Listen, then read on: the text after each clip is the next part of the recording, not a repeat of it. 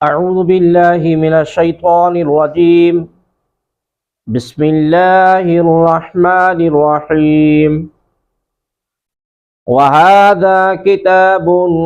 أنزلناه مبارك فاتبعوه واتقوا لعلكم ترحمون.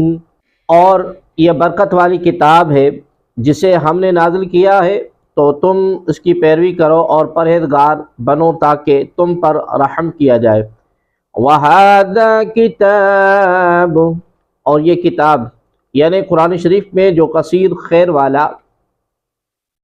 کثیر نفع والا، کثیر برکت والا ہے اور قیامت تک رہے گا، اور تحریف اور تبدیل و نسخ سے محفوظ رہے گا. قرآن اس کے لیے مبارک ہے کہ مبارک فرشتہ اسے لایا، مبارک مہینے رمضان میں لایا، مبارک ذات پر اترا، خالق و مخلوق کے درمیان وسیلہ ہے. جس کام پر اس کی آیت پڑھ دی جائے اس میں برکت ہو جائے، اور سب سے بڑھ کر اس کی تعلیمات اور ہدایت برکت والی ہیں. فَاتَّبِعُوهُ، تو تم اس کی پیروی کرو، یعنی قرآن کریم میں مذکور احکامات پر عمل کرو، ممنوعات سے باز آ جاؤ، اور اس کی مخالفت کرنے سے بچو تاکہ اس کی اتباع اور عمل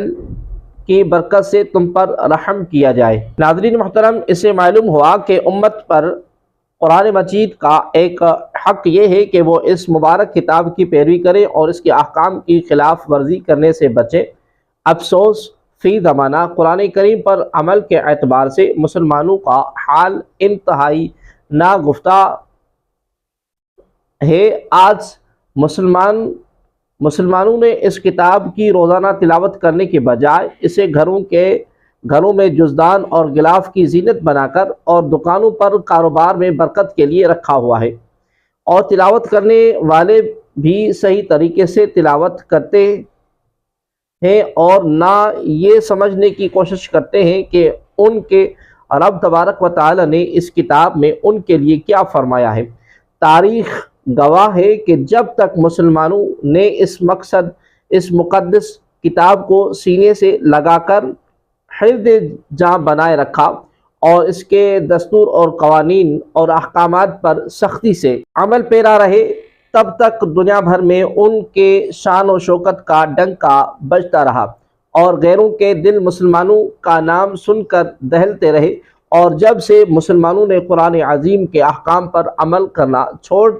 دیا، تب سے وہ دنیا بھر میں ذلیل اور خوار ہوئے اور اغیار کے دست نگر بن کر رہ گئے. وہ زمانہ میں معزز تھے مسلمان ہو کر، اور ہم خوار ہوئے تارک قرآن ہو کر. ناظرین محترم، قرآن کریم کے احکام پر عمل نہ کرنے کا دنیوی نقصان تو اپنی جگہ اخروی نقصان بھی انتہائی شدید ہے. چنانچہ حضرت عبداللہ بن عباس رضی اللہ تعالی عنہ سے روایت ہے کہ نبی کریم صلی اللہ علیہ وآلہ وسلم نے فرمایا، قرآن شفاعت کرنے والا ہے اور اس کی شفاعت مقبول ہے. جس نے اس کے احکامات پر عمل کر کے اسے اپنے سامنے رکھا تو یہ اسے پکڑ کر جنت کی طرف لے جائے گا، اور جس نے اس کے احکامات کے خلاف ورزی کر کے اسے اپنے پیچھے رکھا تو یہ اسے ہانک کر جہنم کی طرف لے جائے گا. أَن تَقُولُوا إِنَّمَا أُنزِلَ الْكِتَابُ عَلَى طَائِفَتَيْنِ مِن قَبْلِنَا وَإِن كُنَّا عَن دِرَاسَتِهِمْ لَغَافِلِينَ. اس لیے اترا کہ تم یہ نہ کہو کہ کتاب تو ہم سے پہلے دو گروہوں پر اتری تھی اور ہم ان کے پڑھانے کی اور ہمیں ان کے پڑھنے اور پڑھانے کی خبر نہ تھی. ان تقولوا، کبھی کہو کہ یعنی یہ اس لیے نازل کیا ہے تاکہ تمہیں یہ کہنے کی گنجائش باقی نہ رہے کہ اللہ تبارک و تعالی کی کتابیں جیسے تورات، انجیل تو ہم سے پہلے کے دو گروہوں پر یعنی یہود اور عیسائیوں پر اتری تھی۔ ہمارے عرب کی سرزمین میں تو نہ کوئی رسول آیا اور نہ کوئی کتاب، پھر جو کتابیں توریت اور انجیل آئیں وہ ہماری زبان میں نہ تھی اور نہ ہی ہمیں کسی نے ان کے معنی بتائے، پھر ہم ہدایت پر کیسے آتے؟ اللہ تبارک و تعالی نے قرآن کریم نازل فرما کر بتا دیا کہ اب تمہارا کوئی عذر باقی نہ رہا اور تم یہود و نصارہ کے محتاج نہ رہے۔ او تقولوا لو أنا أنزل علينا الكتاب لكنا أهدى منهم فقد جاءكم بينة من ربكم وهدى ورحمة فمن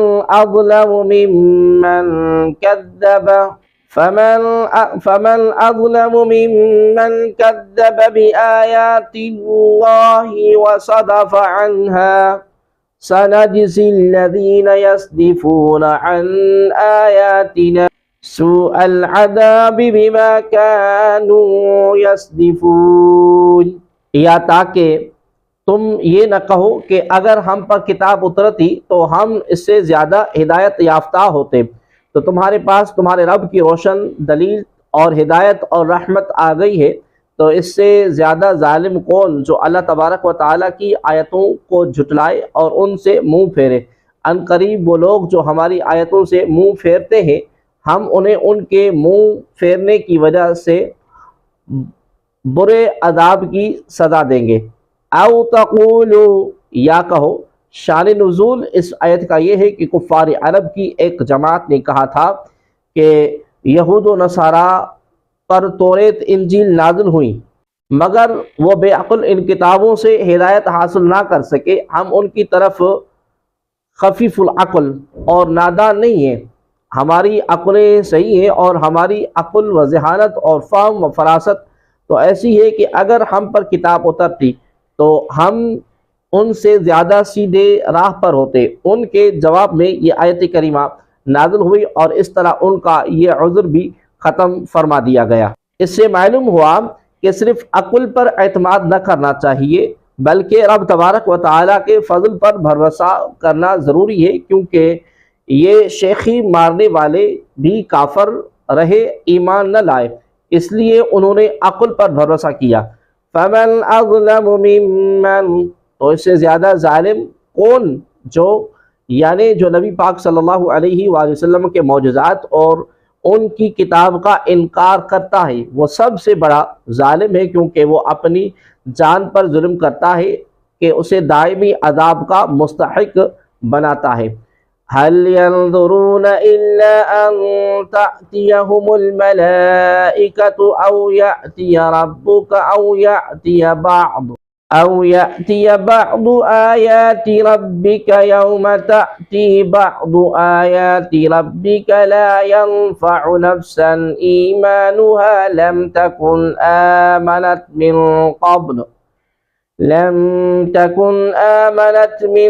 قبل أو كسبت في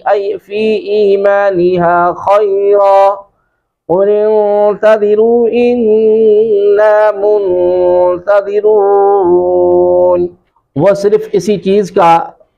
انتظار کر رہے ہیں کہ ان کے پاس فرشتے آ جائیں یا تمہارے رب کا عذاب آ جائے یا تمہارے رب کی کچھ نشانیاں آ جائیں۔ جس دن تیرے رب کی بعض نشانیاں آ جائیں گی اس دن کسی شخص کو اس کا ایمان قبول کرنا نفع نہ دے گا جو اس سے پہلے ایمان نہ لایا ہوگا۔ جس نے اپنے ایمان میں کوئی بھلائی نہ حاصل کی ہوگی تم فرما دو تم بھی انتظار کرو اور ہم بھی منتظر ہیں۔ هل ينظرون، کسی کے انتظار میں ہے، یعنی جب اللہ تبارک و تعالیٰ کی وحدانیت،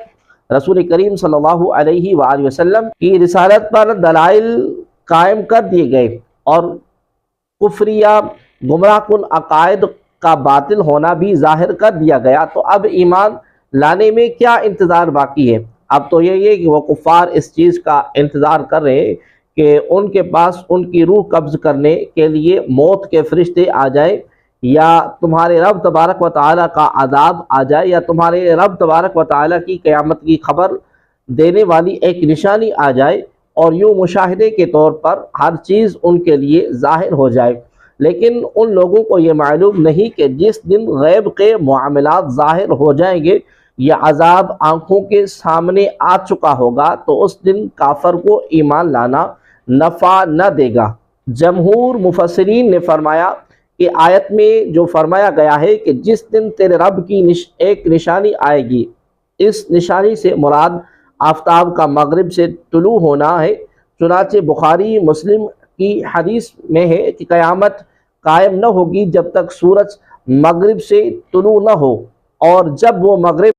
سے طلوع ہوگا اور اسے لوگ دیکھیں گے تو سب ایمان لائیں گے اور یہ ایمان نفع نہ دے گا۔ او کسبت فی ایمانہا خیرا،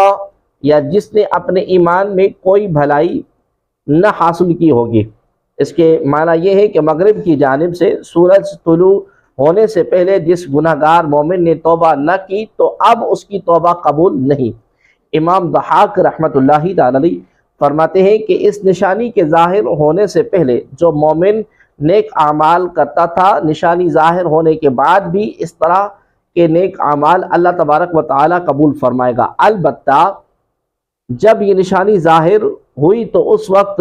نہ کافر کا ایمان قبول ہے نہ گناہگار کی توبہ، کہ ایسی حالت میں جس نے انہیں ایمان لانے اور گناہوں سے توبہ کرنے پر مجبور کر دیا، لہذا جس طرح عذاب الہی دیکھ کر کفار کا ایمان لانا بے فائدہ ہے، اسی طرح قرب قیامت کے ہولناک مناظر دیکھ کر بھی ایمان اور توبہ قبول نہیں ہے۔ اس آیت میں ہر مسلمان کے لیے نصیحت ہے کہ وہ جلد اپنے گناہوں سے سچی توبہ کر کے نیک اعمال میں مصروف ہو جائے۔ نیک اعمال میں سبقت کرنے کی ترغیب حدیث پاک میں بھی دی گئی ہے۔ چنانچہ حضرت ابو ہریرہ رضی اللہ تعالی عنہ سے روایت ہے کہ رسول اللہ صلی اللہ علیہ وآلہ وسلم نے ارشاد فرمایا، چھ چیزوں کے ظاہر ہونے سے پہلے نیک عمل کرنے میں سبقت کرو: سورج کے مغرب سے طلوع ہونے، دھوئیں، دجال، دابۃ الارض، تم میں سے کسی ایک کی موت یا سب کی موت یعنی قیامت سے پہلے۔ اور امام محمد غزالی رحمۃ اللہ تعالی علیہ فرماتے توبہ میں تاخیر کرنا سخت نقصان دہ ہے، کیونکہ گناہ سے ابتدا قساوت قلبی پیدا ہوتی ہے، پھر رفتہ رفتہ گناہ کا انجام یہ ہوتا ہے کہ انسان کفر اور گمراہی اور بدبختی میں مبتلا ہو جاتا ہے۔ کیا تم ابلیس اور بلعم بن باعور کا واقعہ بھول گئے؟ ان سے ابتدا میں ایک ہی گناہ صادر ہوا تھا، آخر نتیجہ یہ ہوا کہ کفر میں مبتلا ہو گئے اور ہمیشہ کے لیے تباہ حال لوگوں میں شامل ہو گئے۔ ان کے انجام کو مد نظر رکھتے ہوئے تم ڈرتے رہو، اور تم پر لازم ہے کہ توبہ کے بارے میں اپنے اندر بیداری اور جان فشانی پیدا کرو، اور اگر تم نے جلدی توبہ کر لی تو ان قریب تمہارے دل سے گناہوں کے اصرار کی بیماری کا قلع کم ہو جائے گا، اور گناہوں کے بوجھ سے تمہاری گردن آزاد ہو جائے گی، اور گناہوں کی وجہ سے دل میں جو قساوت اور سختی پیدا ہوتی ہے اس سے ہرگز بے خوف نہ ہو، بلکہ ہر وقت اپنے حال پر نظر رکھو، اپنے نفس کو گناہوں پر ٹوکتے رہو اور اس کا محاسبہ کرتے رہو، اور توبہ اور استغفار کی طرف سبقت اور جلدی کرو، اور اس میں کسی قسم کی سستی اور کوتاہی نہ کرو، کیونکہ موت کا وقت کسی کو معلوم نہیں اور دنیا کی زندگی محض دھوکہ اور فریب ہے۔ قُلِ انتظروا، اور تم فرما دو تم انتظار کرو، یعنی اے کافر تم موت کے فرشتوں کی آمد یا عذاب یا نشانی ان میں سے کسی ایک کے آنے کا انتظار کرو، اور ہم بھی تم پر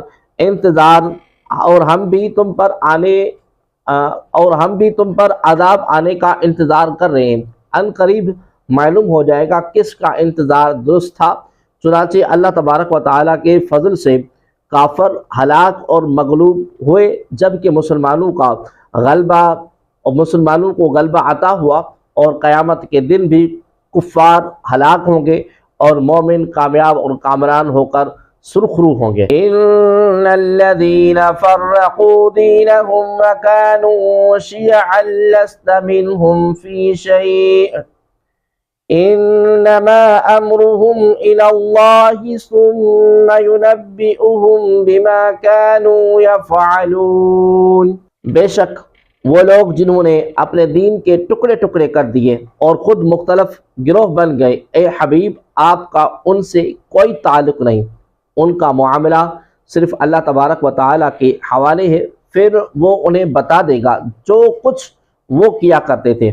ان الذین فرقوا دینہم، بے شک وہ لوگ جنہوں نے اپنے دین کے ٹکڑے ٹکڑے کر دیے۔ اپنا دین ٹکڑے ٹکڑے کرنے والوں سے کون لوگ مراد ہیں، اس بارے میں مفسرین کے مختلف اقوال ہیں۔ ان میں سے دو قول ہم یہاں پر عرض کرتے ہیں۔ حضرت عبداللہ بن عباس رضی اللہ تعالی عنہما فرماتے ہیں کہ ان لوگوں سے مراد یہودی اور عیسائی ہیں۔ رسول اللہ صلی اللہ علیہ وآلہ وسلم کی بعثت سے پہلے وہ ایک دوسرے سے اختلاف کرتے تھے اور بعد میں مختلف فرقوں میں تقسیم ہو گئے۔ نمبر دو، حضرت حسن بصری رحمۃ اللہ تعالی نے فرماتے ان سے تمام مشرکین مراد ہیں، کیونکہ ان میں سے بعض نے بتوں کی پوجا کی اور کہا کہ یہ اللہ تبارک و تعالیٰ کی بارگاہ میں ہماری سفارش کریں گے، بعض نے فرشتوں کی عبادت کی اور کہا کہ فرشتے اللہ تبارک و تعالیٰ کی بیٹیاں ہیں، اور بعض نے ستاروں کی پرستش کی، تو یہ ان کے دین میں تفریق ہے۔ حضرت عبداللہ بن عباس رضی اللہ تعالی عنہما فرماتے ہیں کہ اس آیت میں اللہ تبارک و تعالی نے مسلمانوں کو جماعت کے ساتھ وابستہ رہنے کا حکم دیا ہے اور انہیں اختلاف اور فرقہ بندی سے منع فرمایا، اور یہ خبر دی ہے کہ ان سے پہلے لوگ اللہ تبارک و تعالی کے دین میں جھگڑنے کی وجہ سے ہلاک ہو گئے۔ خلاصہ یہ ہے کہ اس آیت میں مسلمانوں کو ایک نظریے پر متفق ہونے، دین میں فرقہ بندی اور بدعات اختیار کرنے سے بچنے کی تعلیم دی گئی ہے۔ فی زمانہ بعض لوگ یہ سوال کرتے ہیں کہ اسلام میں فرقہ بندی کیوں ہے اور ان میں حق پر کون ہے۔ اس سلسلے میں ہم یہاں چند باتیں عرض کرتے ہیں، آپ ذہن نشین کر لیجئے، انشاءاللہ تبارک و تعالی آپ پر خود ہی واضح ہو جائے گا کہ فرقہ بندی کا اصل سبب کیا ہے اور مختلف فرقوں میں سے حق پر کون سا فرقہ ہے۔ پہلی بات تو یہ ہے کہ یہ امت کبھی گمراہی پر جمع نہ ہوگی۔ حضرت سیدنا انس رضی اللہ تعالی عنہ سے روایت ہے کہ تاجدار رسالت صلی اللہ علیہ وآلہ وسلم نے ارشاد فرمایا، ان امتی لا تجتمع علی دلالہ فَإِذَا رَأَيْتُمْ اخْتِلَافًا فَعَلَيْكُمْ بِالسَّوَادِ الْأَعْظَمِ، یعنی میری امت گمراہی پر جمع نہ ہوگی، جب تم اختلاف دیکھو تو سب سے بڑی جماعت کو لازم پکڑ لو۔ دوسری بات، حضور انور شفیع معظم صلی اللہ علیہ وآلہ وسلم نے صدیوں پہلے ہی اس اختلاف اور فرقہ بندی کے بارے میں پیشن گوئی فرما دی تھی۔ چنانچہ حضرت عوف بن مالک رضی اللہ تعالی عنہ سے روایت ہے کہ رسول اللہ صلی اللہ علیہ وآلہ وسلم نے ارشاد فرمایا، والذی نفس محمد بیدہ لتفترقن علی 73 فرقہ واحدۃ فی الجنہ وسنتان وسبعون فی النار، قیل یا رسول اللہ من ہم؟ قال الجماعہ، یعنی اس ذات کی قسم جس کے دست قدرت میں محمد صلی اللہ علیہ وآلہ وسلم کی جان ہے، میری امت 73 فرقوں میں تقسیم ہو جائے گی، ان میں سے ایک جنت میں جائے گا اور 72 فرقے جہنم میں جائیں گے۔ تو عرض کی گئی، یا رسول اللہ صلی اللہ علیہ وسلم وہ جنتی کون ہوں گے؟ ارشاد فرمایا، وہ جماعت ہے۔ واقعات نے ثابت کر دیا کہ حضور عالم صلی اللہ علیہ وآلہ وسلم نے اختلاف امت کے بارے میں جو کچھ فرمایا وہ عین حق اور ثواب پر مبنی تھا۔ تیسری بات یہ ہے کہ انتہائی قابل غور ہے کہ اس دور اختلاف میں حق پسند اور نجات پانے والے گروہ کا پتہ کیسے چلے گا؟ کس طرح معلوم ہوگا کہ موجودہ فرقوں میں حق پر کون ہے؟ اس کی رہنمائی بھی حدیث پاک میں کر دی گئی ہے، اذا رأیتم، اختلافاً فعلیکم بالسواد الاعظم، جب تم اختلاف دیکھو تو سب سے بڑی جماعت کو لازم پکڑ لو۔ اس روایت میں اختلاف سے مراد اصولی اختلاف ہے، جس میں کفر، ایمان، ہدایت، دلالت کا فرق پایا جائے۔ فروعی اختلاف ہرگز مراد نہیں ہے، کیونکہ وہ تو رحمت ہے، جیسا کہ حدیث پاک میں ہے اختلاف امتی رحمہ، یعنی میری امت کا فروعی اختلاف رحمت ہے۔ اس تفصیل کو ذہن میں رکھ کر موجود اسلامی فرقوں میں بڑے فرقے کو تلاش کیجیے جو ہم اصولوں میں مختلف نہ ہوں، جو باہم اصولوں میں مختلف نہ ہوں، اور جس قدر اسلامی فرقے کے ساتھ اصولی اختلاف رکھتے ہوں اور سب میں بڑا ہو۔ آپ کو اہل سنت و جماعت کے سوا کوئی نہ ملے گا، جس میں حنفی، شافعی، مالکی، حنبلی، قادری، چشتی، سہروردی، نقشبندی، اشعری، ماتریدی سب شامل ہیں۔ یہ سب اہل سنت ہیں اور ان کے مابین کوئی اصولی اختلاف نہیں ہے جس میں کفر، ایمان یا ہدایت و دلال کا فرق پایا جائے۔ لہذا اس پرفتن دور میں حدیث مذکور کی روح سے سواد آدم اہل سنت و جماعت ہے اور اس کا حق پر ہونا بھی ثابت ہے۔ من جاء بالحسنة فله عشر أمثالها ومن جاء بالسيئة فلا يجزى إلا مثلها وهم لا يظلمون۔ جو ایک نیکی کا لائے تو اس کے لیے اس جیسی 10 نیکیاں ہیں، اور جو کوئی برائی لائے تو اسے صرف اتنا ہی بدلہ دیا جائے گا اور ان پر ظلم نہیں کیا جائے گا۔ من جاء بالحسنہ، جو ایک نیکی لائے، یعنی ایک نیکی کرنے والے کو 10 نیکیوں کی جزا، اور یہ کوئی انتہائی مقدار نہیں۔ جو ایک نیکی لائے یعنی ایک نیکی کرنے والے کو 10 نیکیوں کی جزا، اور یہ کوئی انتہائی مقدار نہیں، بلکہ یہ تو فضل الہی کی ابتدا ہے۔ اللہ تبارک و تعالی جس کے لیے جتنا چاہے اس کی نیکیوں کو بڑھائے، ایک کے 700 کرے یا بے حساب عطا فرمائے۔ اس آیت سے متعلق علامہ عبدالرؤف منادی رحمۃ اللہ تعالی نے فرماتے ہیں، اس آیت میں جس اضافے کا وعدہ کیا ہے اس کا کم از کم حصہ ہے۔ ایک اور مقام پر ارشاد فرماتے ہیں، آیت سے مراد کہ جو ایک نیکی لائے کے مقابلے میں ثواب کے مراتب میں سے اقل مرتبے کا بیان ہے، اور اس کے اکثر مرتبے کی کوئی انتہا نہیں۔ حضرت ملا علی قاری رحمۃ اللہ تعالی علیہ فرماتے ہیں، ظاہر یہ ہے کہ یہ عقل یعنی کم از کم اضافہ ہے۔ ایک اور مقام پر فرمایا، اور زیادتی کا قلیل مرتبہ ہے جس کا وعدہ اللہ تبارک و تعالیٰ کے اس فرمان میں کیا گیا، من جاء بالحسنۃ فلہ عشر امثالھا، جو ایک نیکی لائے تو اس کے لیے اس جیسی 10 ہیں۔ حضرت علامہ عبد الرحمن بن شہاب الدین بغدادی رحمۃ اللہ تعالی علیہ فرماتے ہیں، نیکیوں کا 10 گنا اضافہ تمام نیکیوں کے لیے لازم ہے۔ اس کی دلیل اللہ تبارک و تعالیٰ کا یہ فرمان عالی شان ہے، من جاء بالحسنۃ فلہ عشر امثالھا، جو ایک نیکی لائے تو اس کے لیے اس جیسی 10 ہیں۔ علامہ احمد ساوی رحمۃ اللہ تعالی فرماتے ہیں، اس آیت میں جو جزا بیان ہوئی ہے یہ اس لیے کہ جو نیکی یا گناہ کرے، البتہ جس نے نیکی کا ارادہ کیا اور اسے نہ کر سکا اس کے لیے ایک نیکی لکھی جائے گی، اور جس نے گناہ کا ارادہ کیا لیکن گناہ نہیں، اب اگر اس نے اللہ تبارک و تعالیٰ کے خوف کی وجہ سے گناہ چھوڑا ہوگا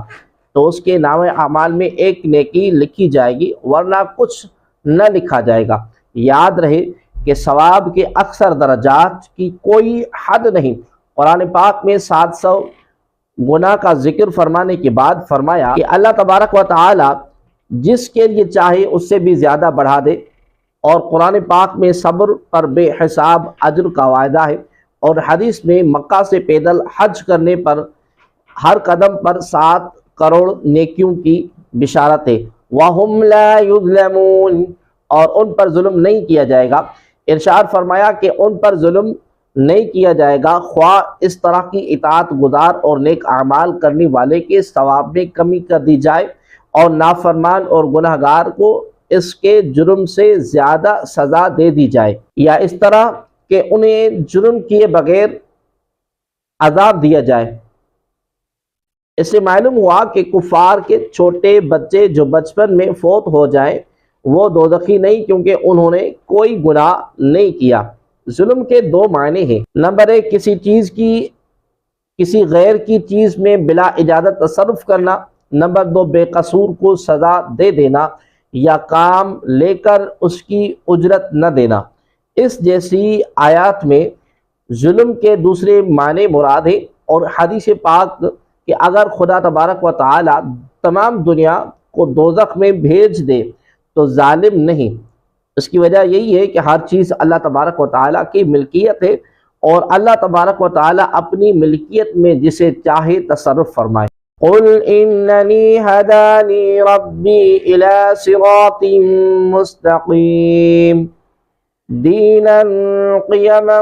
ملت ابراہیم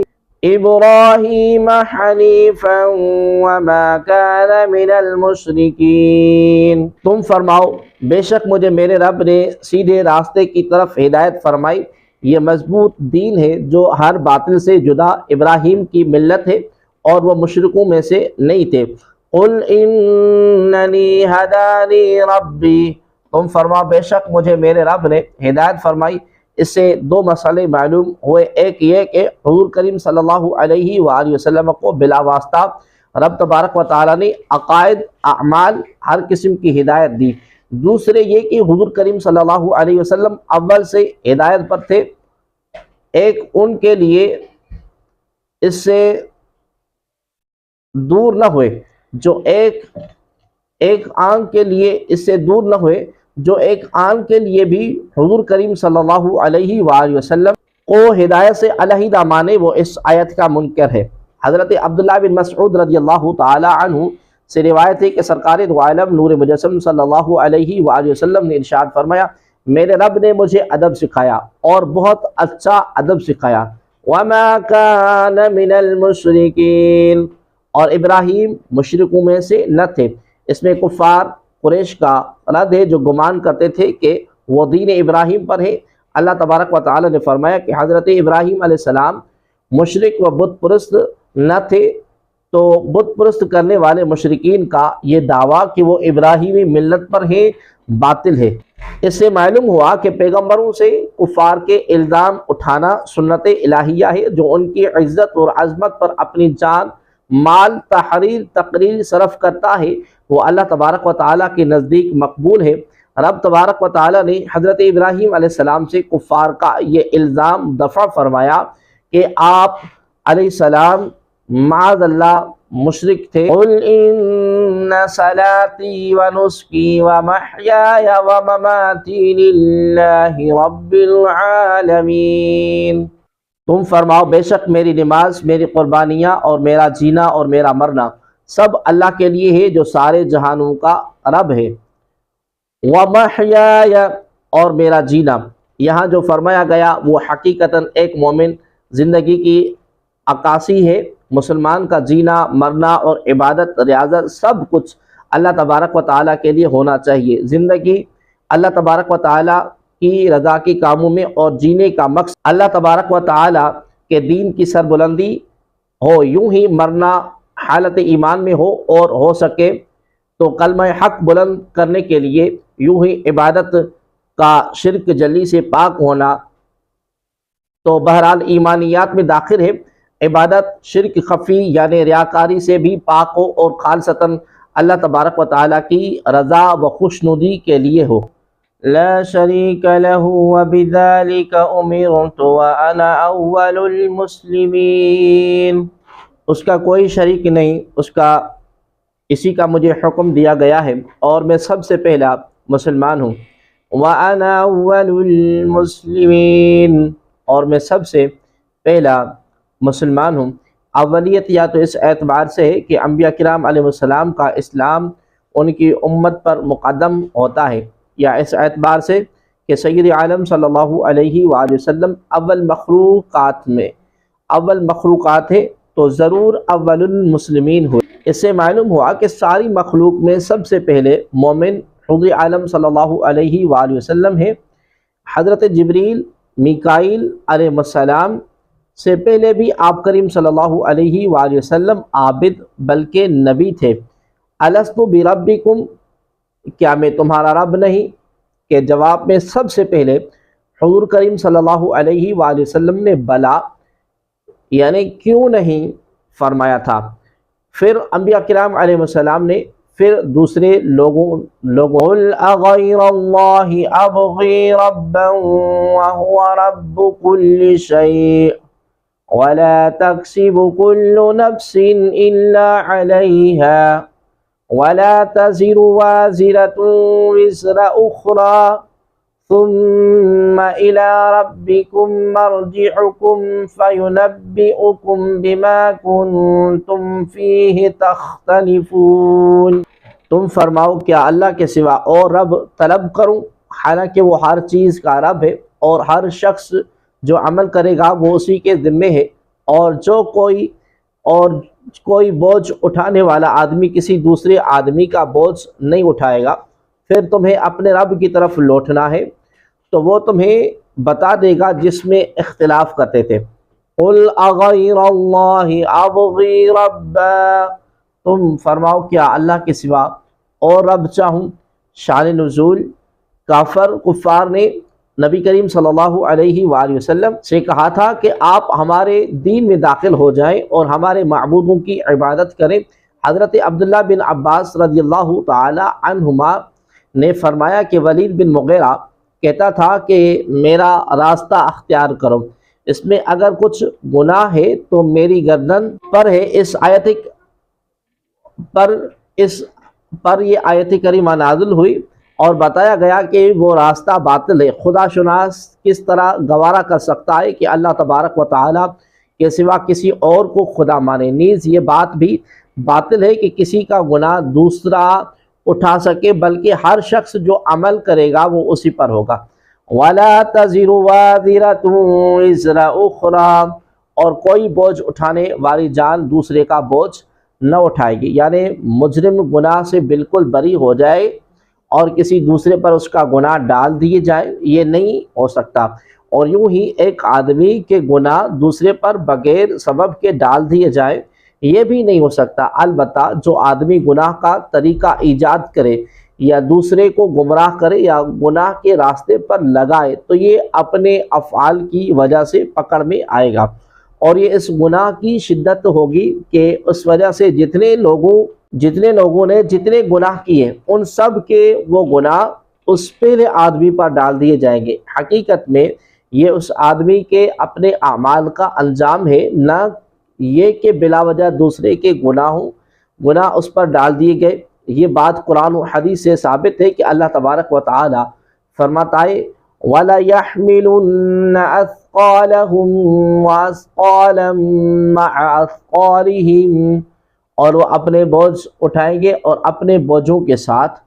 اور بوجھ اٹھائیں گے۔ سرکار دو عالم نور مجسم صلی اللہ علیہ وآلہ وسلم نے ارشاد فرمایا، جس نے ہدایت کی طرف بلایا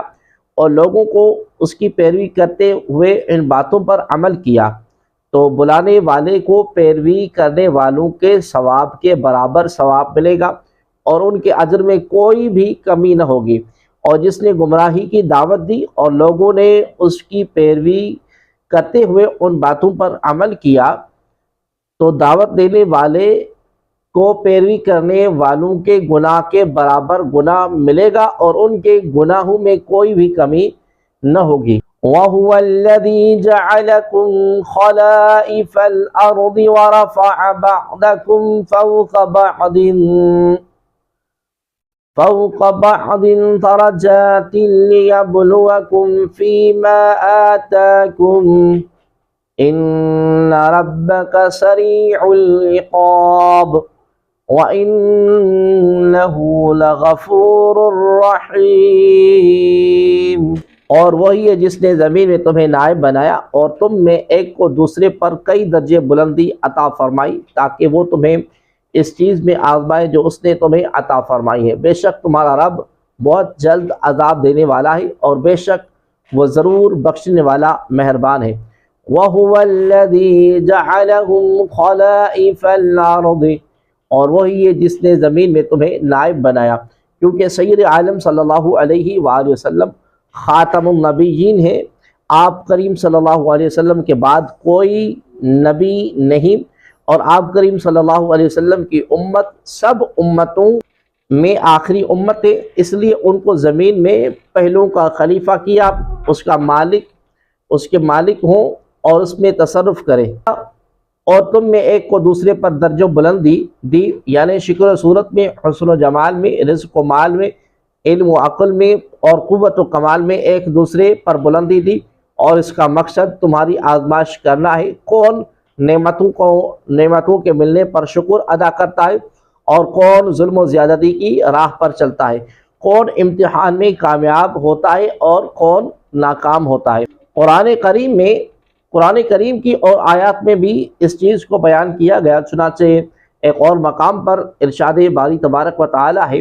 احسب الناس ان يتركوا ان يقولوا آمنا وهم لا يفتنون، کیا لوگوں نے یہ سمجھ رکھا ہے کہ انہیں صرف اتنی بات پر چھوڑ دیا جائے گا کہ وہ کہتے ہیں کہ ہم ایمان لائے اور انہیں آزمایا نہیں جائے گا۔ ایک اور جگہ پر ارشاد ہے، وَلَنَبْلُوَنَّكُمْ بِشَيْءٍ مِّنَ الْخَوْفِ وَالْجُوعِ وَنَقْصٍ مِّنَ الْأَمْوَالِ وَالْأَنفُسِ وَالثَّمَرَاتِ، اور ہم ضرور تمہیں کچھ ڈر اور بھوک سے اور کچھ مالوں اور جانوں اور پھلوں کی کمی سے آزمائیں گے، اور صبر کرنے والوں کو خوشخبری سنا دو۔ ایک اور جگہ پر فرمایا، كُلُّ نَفْسٍ ذَائِقَةُ الْمَوْتِ وَنَبْلُوكُمْ بِالشَّرِّ وَالْخَيْرِ فِتْنَةً وَإِلَيْنَا تُرْجَعُونَ، ہر جان موت کا مزہ چکھنے والی ہے، اور ہم برائی اور بھلائی کے ذریعے تمہیں آزماتے ہیں اور ہماری ہی طرف تم لوٹائے جاؤ گے۔ ایک اور جگہ پر اللہ تبارک و تعالی جل جلالہ ارشاد فرماتا ہے، فَإِذَا مَسَّ الْإِنسَانَ ضُرٌّ دَعَانَا ثُمَّ إِذَا خَوَّلْنَاهُ نِعْمَةً مِنَّا قَالَ إِنَّمَا أُوتِيتُهُ عَلَى عِلْمٍ بَلْ هِيَ فِتْنَةٌ وَلَكِنَّ أَكْثَرَهُمْ لَا يَعْلَمُونَ، پھر جب آدمی کو کوئی تکلیف پہنچتی ہے تو ہمیں پکارتا ہے، پھر جب اسے ہم اپنے پاس سے کوئی نعمت عطا فرمائیں تو کہتا ہے یہ تو مجھے ایک علم کی بدولت ملی، حالانکہ یہ ایسا